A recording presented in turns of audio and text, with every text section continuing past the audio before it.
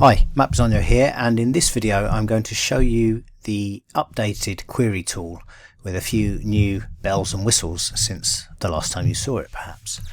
If you're new to query tool, the display is largely in three parts. So on the left hand side we've got the input variables. On the right hand side, in the main body of the window, we can see the output data. Not yet, but we'll be seeing it there. And at the top we've got controls over the data that we see. So let's start on the left hand side, and this is where we decide what we'd like to ask of the database. And this is broken down into three areas: dates, race and runner.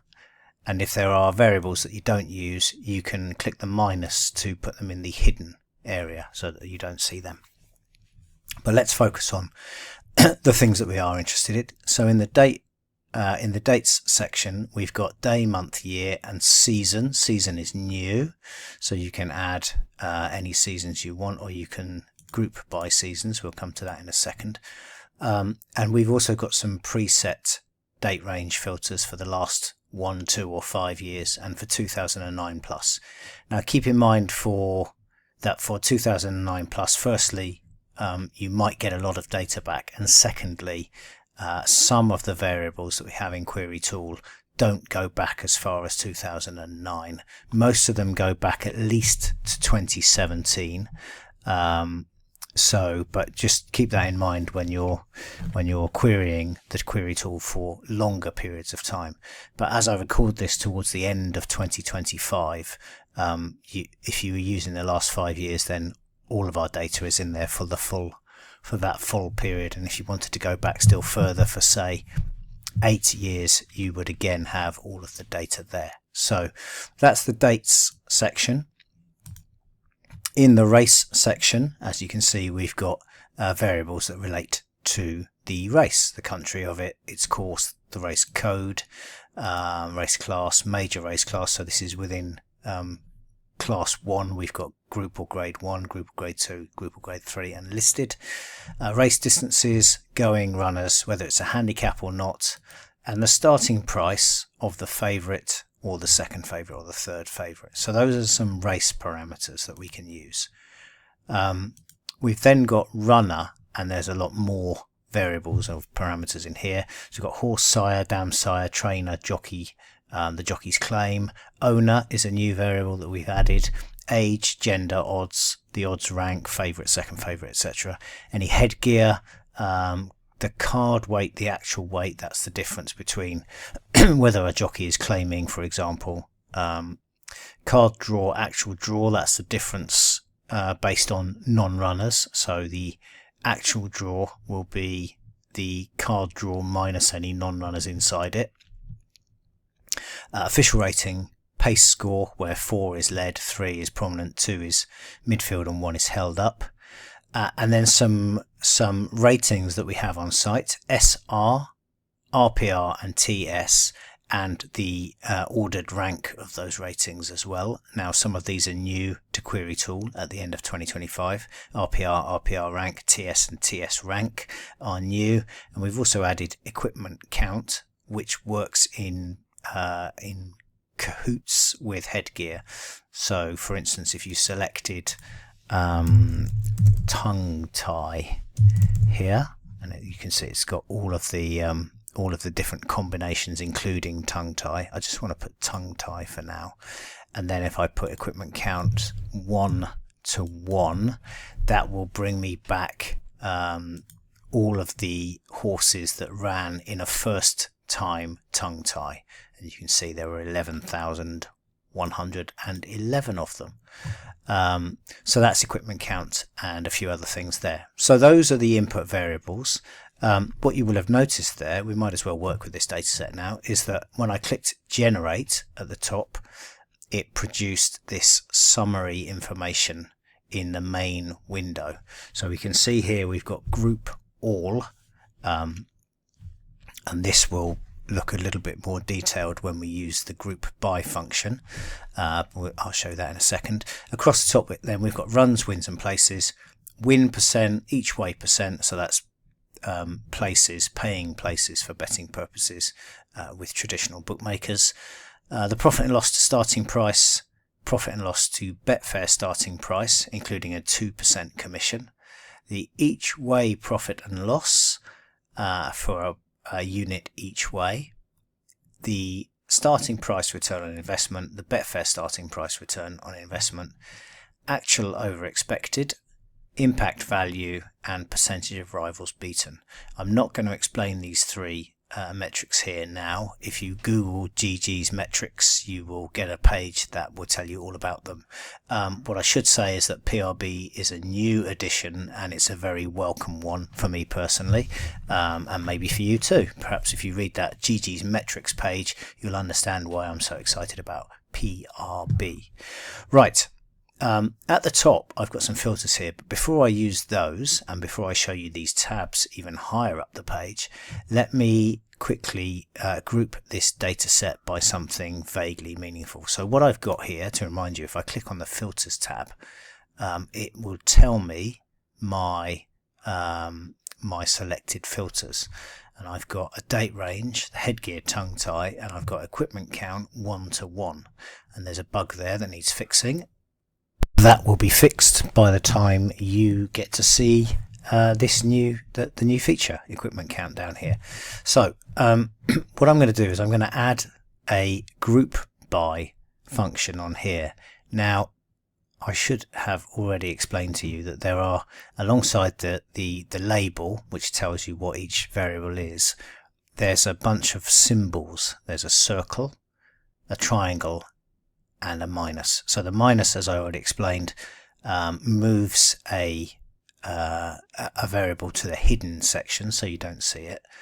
The triangle opens up the input device, so it might be a drop down, it might be a text box, and it might be a checkbox. I can't think where there's a checkbox, but anyway, that opens up the variable so that you can choose the bits that you want. The circle enables you to select a specific variable to group by. So in this case, I can look at all the first time tongue tie wearers by, let's do it by race code. So if I click generate now and then go to the summary tab, you'll see that I've got a whole bunch of different information in here, and in actual fact this is the same information but broken down. So if you look down at the bottom, you can see we've got this all line with, remember, R11111 and all of the other stuff down there. So that's the superset, that's the total of all these first time tongue tie horses in the last 5 years. And then this top table is a breakdown of those first time tongue tie wearers by race code, and we can sort this by any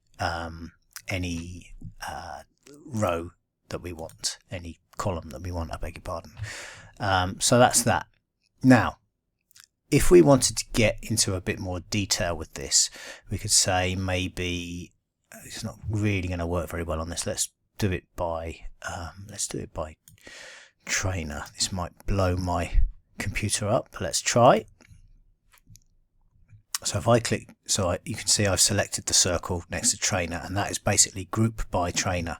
So I'm saying, tell me which trainers have the highest win percentage with first time tongue tie. The problem is there are a lot of trainers, so it does the query quickly, but bringing the data back to your browser, depending on the speed of your computer, might take a short or a long time. Now I actually want to look at wins, because win percentage is a bit meaningless when we've only got 1 out of 1. So in fact, why don't we stick with that for a second, because what we can do is we can go to runs. We can say, I'm only interested in those trainers who have saddled a horse first time tongue tie 50 times or more. And if I click update here, then you can see that if I sort this by lowest runs to highest, see the minimum is 50 now. And I'm going to say I'm only interested in those with a 10% plus win strike rate. So I press that again, you can see I filtered this data, and now I've only got these, whatever it is, 2 dozen or so trainers. So that's kind of, I mean, this is a bit of a weird selection that I've used, but it helps to identify or to exemplify the drop-down filters that we have at the top. We've added recently Betfair SP profit and loss, so let's say we only want those with a positive BSP, and you can see those there. And we've also added percentage of rivals beaten over there, so you could select only those trainers with a percentage of rivals beaten of 60% or more, let's say. Now let's talk about these other tabs at the top. So this is the summary data. If we wanted to look at the individual qualifying horses, we'd click the qualifiers tab, and what I've got here is, you'll see that this is ordered by date, newest to oldest, and at the very top of the table we've got a bunch of horses without result information on the right hand side. That's because these horses, actually most of them have run as I'm recording this, but at the time when the query tool is updated twice a day, and at the time of its last update these races had not been run yet, so the results were not known. I can tell you that Oakley's Way won as an example. Yes, anyway, so these are the qualifiers, and we can see here these are yesterday's runners, 26th and so on. And if we go to page 5, we can see those there, and then there are 556 pages of these going back to 5 years ago today. So that's the qualifiers tab. If we look at the chart tab, we've got rather a lot of information in here, and the reason for that is because we've got kind of thousands of trainers. Even though we filtered them on here, the full set is showing up on the chart. So what I'm going to do, that's obviously that's unusable. So what I'm going to do is I'm just going to change, I want a few more than that, so I'm just going to change that to 5%, and I'm going to, if I click the plus icon by the trainer's name, I can add these trainers to my query. So if I now open the trainer window there, you can see those trainers have been added to my query, and if I click generate, I've now got the same data. I've got the data for these trainers, but only these trainers. So if I then go and have a look at the chart, you can see I've only got those trainers, and this is ordered by runs in the same way that on here it's ordered by runs. So if I wanted to order it by let's do it by win percent, we can do that, and then if we go to the chart, we'll see it's ordered by win percent. Sorry, by runs, but ordered by win percent. We can have this as a line if you would prefer. I sometimes prefer a line, and we can also change the value, so we can look at win percent ordered by group, which is by name in this case, and we can see that if we hover over, it's going to show the details. So for instance, I'm hovering over the point for Gordon Elliott, and we can see he's had 96 first time tongue ties, 16 wins, 34 places, and so on. And you can go along the bottom and you can pick these out as you'd like. So that's the chart. Same with the bar, maybe a little bit easier to read on the bar, like so. And the filters, to remind us, are here, and we'll have this equipment count added in. And that is really, that's Query Tool. So anytime you want to do some investigations, you do that here. Now I wanted to, while I'm here, I wanted to show you something, because I've stumbled on a few things while I've been experimenting here. One thing to remember, when you hit the reset button, it won't reset your filters at the top, so you just need to click the clear button as well here, like that. Otherwise you'll wonder why you haven't got all the data that you thought you had. Now let's go to, last 5 years is fine, and I'm going to select race code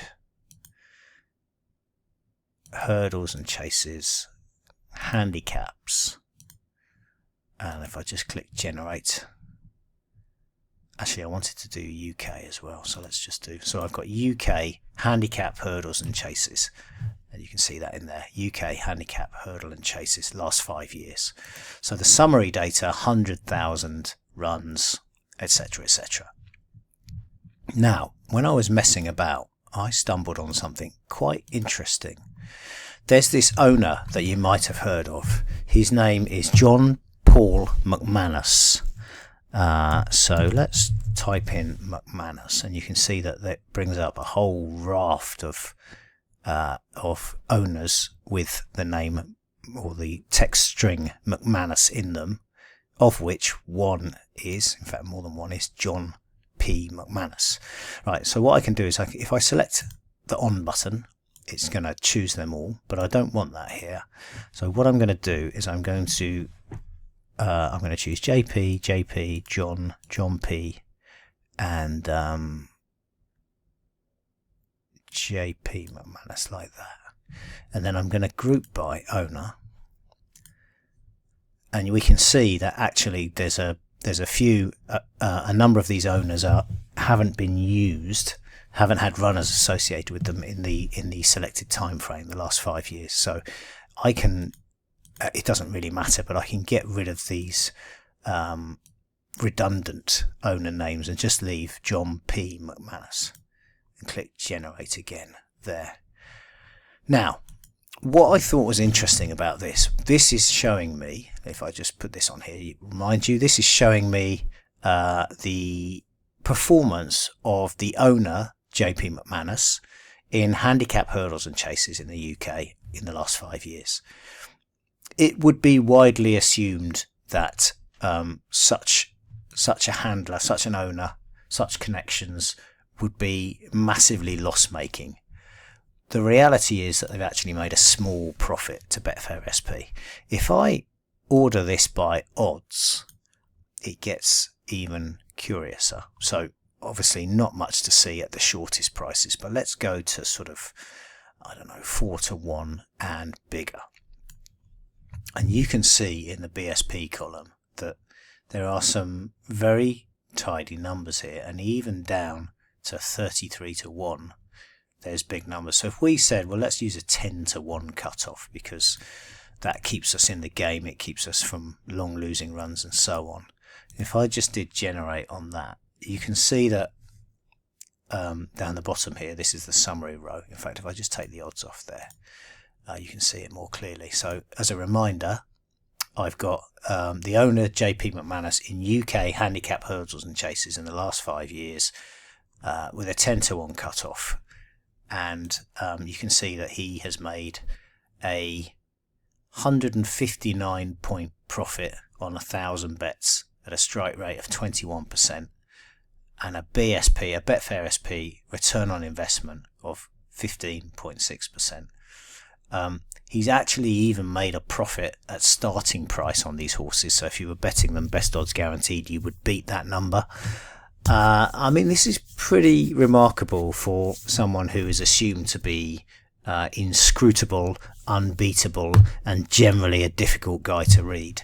And you know, I've chosen a 10 to 1 cutoff there, but as I showed you, if we went even all the way down to 33 to 1, you can see that his bottom line is still profitable, albeit less so.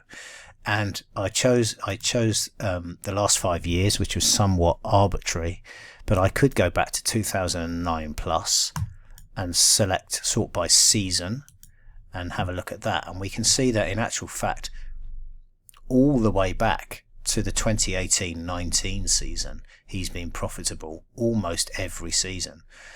And if I put that back to 10 to 1, we can see that he's been profitable every season from the 2018-19 season, just betting JP horses that are quite fancied in handicap, hurdles and chases in the UK.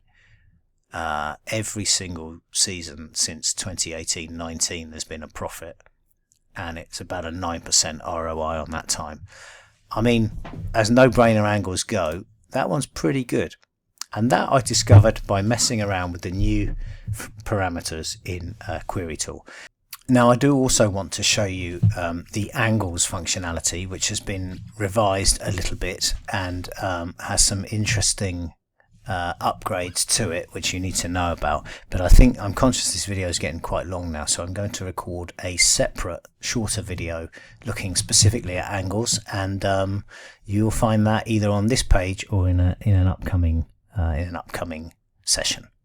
Okay, Map Designer saying thank you for watching. I hope that's useful, and goodbye for now.